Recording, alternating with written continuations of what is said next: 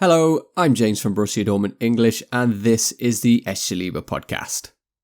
After the end of last season, I really didn't think that Borussia Dortmund would ever be able to match the mix of excitement, drama, and ultimately the disappointment that we all experienced. And then came this summer's transfer dealings, well, so far at least. As always, we've been linked with a plethora of names. The young and exciting players such as Fresneda and Xavi Simons, to the more established and battle-tested names of Edson Alvarez and Sergej Milinkovic-Savic. At the time of this recording, the only signings that have been completed are those of Rami Bensebaini, Felix Nemecha and Ollie Pohlmann, who has signed his first professional contract with Borussia Dortmund after coming up from the under-23 team. I'll stand by my initial assessment of the Bensebaini signing that I gave in the last episode, and that is that he is a complete upgrade on Rafael Guerreiro in every aspect. And no, that judgment isn't clouded by his decision to join Bayern Munich. Rami is by far a better defender, and he's just as dangerous going forward, although we do need to take into account that a lot of Rafa's impressive attacking stats that he accumulated were inflated by the time he spent further forward in midfield, something that Rami hasn't had the luxury of doing at Mönchengladbach, and in all fairness, doesn't really have in his locker anyway. So what we have done, we have lost a left back who has the versatility to move into midfield, but we've replaced him with one that has equal versatility to move into central defence. It's that lack of midfield option that we've now lost, combined with the sale of Jude Bellingham, which seems to have caused the hesitancy in the decision making and plans amongst those sanctioning the transfers, namely Edin Terzic and Sebastian Kehl. Is it time to panic? Is it time to say that this has all failed? Most definitely not, and I'm hopefully going to explain why. Just one day after the news that Emre Can's contract extension talks were progressing well, it was announced by numerous outlets that we'd pulled out of the Edson Alvarez deal. Another meltdown of the fan base ensued, and in all honesty, I could understand some of the reasons why. All personal terms had said to have been agreed, and this was before we'd made an official approach for the player with his club. That wasn't an issue. It appears to be the standard practice these days and something as a club that we are all too aware of ourselves. What had me questioning the deal was the asking price of up to €40 million and a total package fee of around €70 million with wages included. This was for a player, or at least the profile of a player, that we already had, and one that excelled and performed far better than Alvarez did for his respective club last season. I understand the frustration that the deal fell through, and that we were close to sanctioning and announcing a big signing. But it would have meant nothing if ultimately it wasn't the correct decision and it wasn't in the best interests of the club. That's where I come back again, showing my support for both Terzic and Kehl. They would have been all too aware of the backlash from certain sections of our fans, and not only that, but the other club's fans and voices from within the footballing world. I've seen us being mocked for not being able to attract players or get deals over the line this past week, to some even calling for the departure of one if not both of them from their positions. In my opinion, that's absolute madness. I'd rather sign no one and have players step up that we already have than waste tens or even hundreds of millions of euros on the wrong players. We've seen numerous clubs do that all over Europe in the last decade, only for them to be dragged into financial turmoil and for them to have to take 2 steps back for every one that they think they're taking forward. The money that we have gained from the sale of Jude Bellingham won't all be used on one player. It's going to need to stretch to 3 or 4 different players that will strengthen us in multiple positions. That's never been a secret, and it's now crystal clear that Edin and Sebastian will make the toughest of decisions to accomplish those very goals.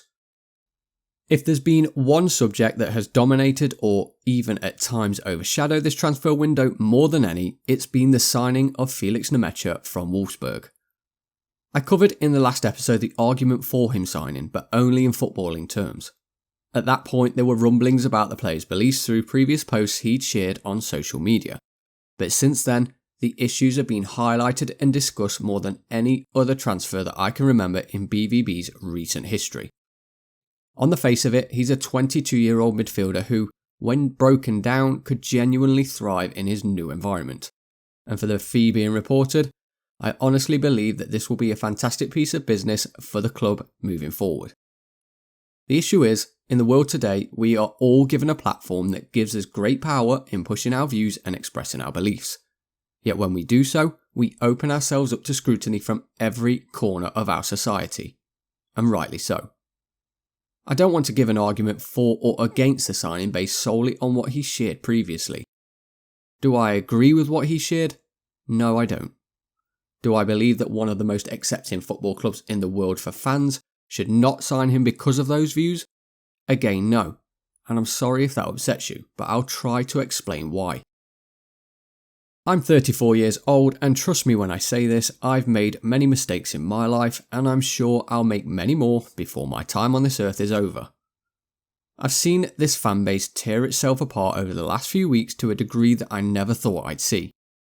There's been some very large Borussia Dortmund accounts on Twitter especially that have used this situation to push their own agendas, to publish clickbait for likes and to appease one side or the other on this argument. I won't name any names, but for that I think you should hang your heads in shame. There's a lot that I've seen over the last few weeks that I've really disliked, but one phrase I saw that I've grown to despise is silence is choosing a side. Now let's take the actual topic out of this that this is all about, so that emotions are removed for a minute. Now imagine yourself putting forward a view or an argument whilst in a debate with somebody, and then turning to someone who is simply observing and saying, by being silent, you must be against me. You're therefore putting pressure on a person to be vocal in supporting you in your fight, and that if they don't, then they are branded and therefore be as bad as those that you're arguing against. I think what this has done is highlighted that society has a problem in terms of when it comes to disagreeing with somebody else. Again, I'm taking the subject out of this when I make that statement. I'm not backing Felix in any way or endorsing anything that he said or done. But there's many reasons why people don't comment on public platforms about both political and social issues. Quite simply, it could be that they aren't a confrontational person. Or it could be that they don't feel educated enough on a particular subject to then be involved in that discussion. But what right does anyone have to dictate what you're thinking purely because you aren't fighting their fight on their behalf? And this goes for both sides of the Nemecha argument. I've observed from a distance and seen certain people that I once had a lot of respect for act in a way that I never thought they would. And again, this is from both sides. In the months and years to come, I think we all agree that this will blow over to an extent, and many of you will look back and be embarrassed at how you attacked, vilified and attempted to destroy people that chose to not get involved in this very sensitive social issue. Quite simply, the club has made a decision, and that decision is that Felix Nemecha is a Borussia Dortmund player moving forward, whether I like it or not, and whether you like it or not.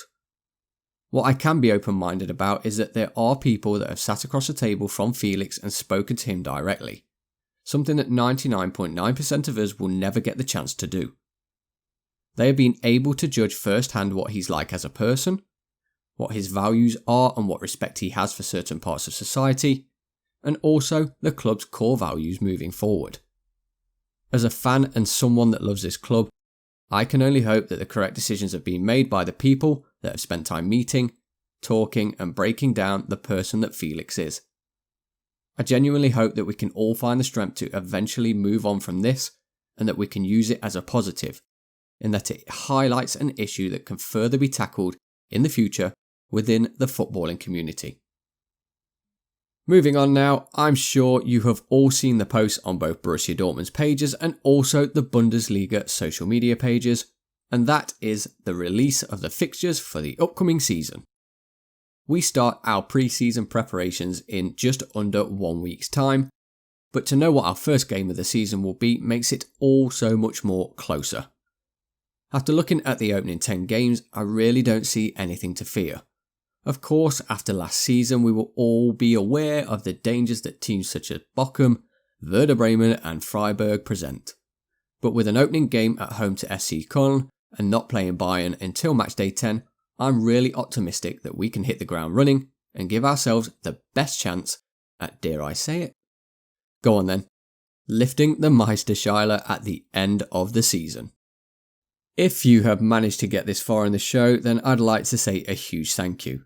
Make sure that you hit that subscribe button, and if you want to support the show, you can become a Borussia Dortmund English member via the Patreon page. And this really does make a difference, so again, thank you. I'll put all of the links below, but for now, I hope you all have a fantastic week and then the upcoming weekend. I will be continuing the podcast throughout the off-season as usual with news, transfers and everything BVB, and I'll see you all on the pages over the summer. Take care everyone, and thank you for tuning in to the Echte Liebe podcast.